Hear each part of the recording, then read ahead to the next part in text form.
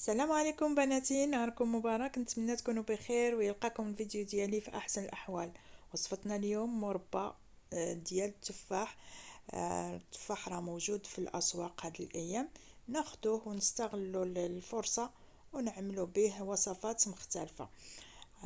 بما ان راكم كتعرفوا الاسعار مرتفعه، ضروري ما نوفروا شويه من المصروف بهذه الطريقه ديال العمل في البيت.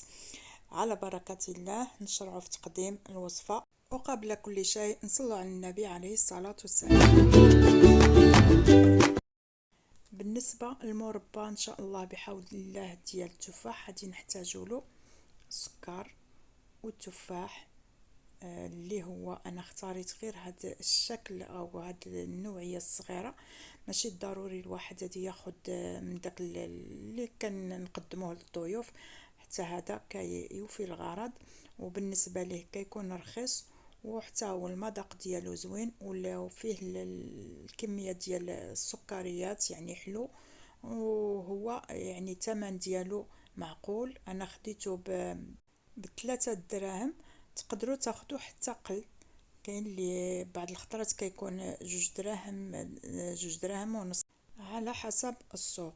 اول شيء غادي ناخدو واحد الطنجره اللي غادي نوضعوا فيها نصف لتر ديال الماء، ونضيفوا كيلو ديال السكر سنيده او حبيبات السكر. كنخلطوا مزيان هذا الخليط ونوضعوه فوق النار تيذوب السكر نهائيا. في هذا الاثناء ان شاء الله بحول الله غادي ناخذ البرتقال. غادي نحتاجو جوج ديال البرتقالات، غادي نحيد لهم القشره ديالهم. بالنسبه للتفاح غادي نقول لكم الكميه اللي غادي نحتاجوها. هنا غادي نقشروا نحيدوا داك القشره نهائيا ديال البرتقال، ونحيدوا حتى داك القشره البيضاء اللي كتكون بالداخل، لان هذيك كتعطينا المروره. وغادي نقطعوها قطع صغار ونخليوها جانبا. غنتكلم على التفاح. كما قلت لكم التفاح عندي غير داك الصغير، غنحيدوا له القشره ونحيدوا له داك اللب ديالو، يعني داك البذور ديالو، ونقطعوه طراف. احنا حاجتنا في جوج كيلو غادي تكون عندنا بلا قشره بلا داك العظم ديالو. يعني غادي نكون عندنا هكا صاين كيلو و400 كيلو و300 غرام الذي نحتاجها باش غادي نعملوا هذا المربى. كما كتلاحظوا حيدت كاع القشره اللي كانت فوق البرتقال، حتى داك القشيره الرقيقه اللي كتكون بيضاء، وقطعته قطع صغار. في هذا الاثناء راه داك الماء اللي وضعته مع السكر، داك السكر داب نهائيا. غادي ناخذه ونخليه جانبا، راه باقي سخون. كما كتلاحظوا السكر داب كليا. غادي نضيف له، ضفت له 3 د الحبات معصرين ديال الحامض، ومن بعد داك البرتقال اللي قطعته طراف. هنا غادي نحط جنبي هاد الطنجره، وكل ما حيدت القشره التفاحه وحيدت لها النواه ديالها كنقطعها مباشره فوق داك الماء اللي فيه الحامض وفيه البرتقال، باش التفاح يحافظ على اللون ديالو، لانه كما كتعرفوا دغيا كيكحل ما كيبقاش اللون ديالو زوين. هنايا باش غادي نتفاداو ديك الكحوليه ديال التفاح، كنقطعوه كل حبه بحبه، يعني ماشي تنقيو كامل ونقطعوه عاد ونوضعوه في داك الماء اللي فيه الحامض. لا، كل ما قطعنا نقينا حبه كنقطعوها حتى تنساليو الكميه اللي عندنا ديال التفاح.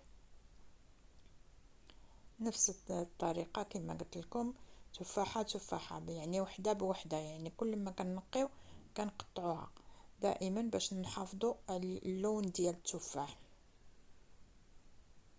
وكنقطعوه قطع رقيقه، ممكن تحكوه، ممكن تخليوه هكا. ودائما كنحطوا الحبه كنخلطوا باش تاخد داك الحامض اللي موجود في الطنجره.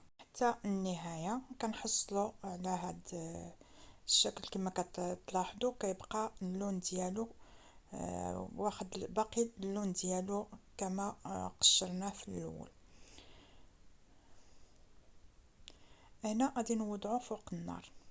النار في الاول غادي تكون شويه مرتفعه او مجهده شويه، ومن بعد غادي نقصوا من النار. من بعد الغليان نقصوا من النار.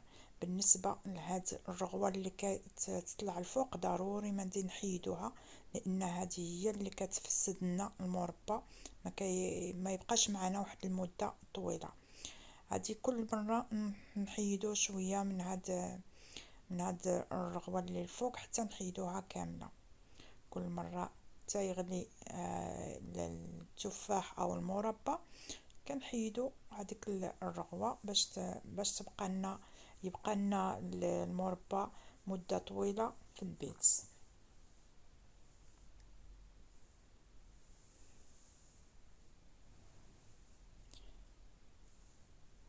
وكل مره تنخلطو او تنحركو التفاح ديالنا باش ما يلتصقش في القاع ديال الطنجره حتى ياخذ اللون ذهبي كليا، يعني حتى كيبقى شفاف. من كتاخديه هكا في الملعقه تنلاحظوا انه بقى شفاف، ما بقاش فيه داك اللون اللي كيكون شويه يعني غامق، يعني كيبقى شفاف.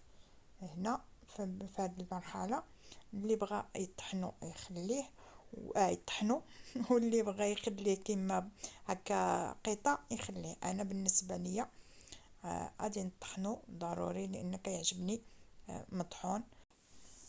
من بعد ضروري غادي نعمرو في العلب الزجاجيه اللي كنا درنا لها التعقيم بطبيعه الحال، وغادي نشوفوا الشكل النهائي ديال المربى ديال التفاح. هذا هو المربى ديال التفاح. بالنسبه للعلب رجعتها على الوجه ديالها حيت باقي سخون باش تقبط ديك الغلاقه ديالها، ما تنفتح يعني ما يدخلهاش الهواء وتبقى مده طويله. وهذا هو المربى ديال التفاح. كما قلت لكم اللي بغى يخليه طريفات يخليه، واللي بغى يطحنو غادي يطحنو. انا خليت طحنته وكيعجبني هكا ولوليداتي. نتمنى تعجبكم الفكره وتجربوها ان شاء الله بحول الله، وبطبيعه الحال تشاركوها مع الاهل والاحباب لكي تعم الفائده. وهذا بالنسبه لهذا الوقيته راه اقتصادي بزاف باش تعملوه لوليداتكم. في امان الله.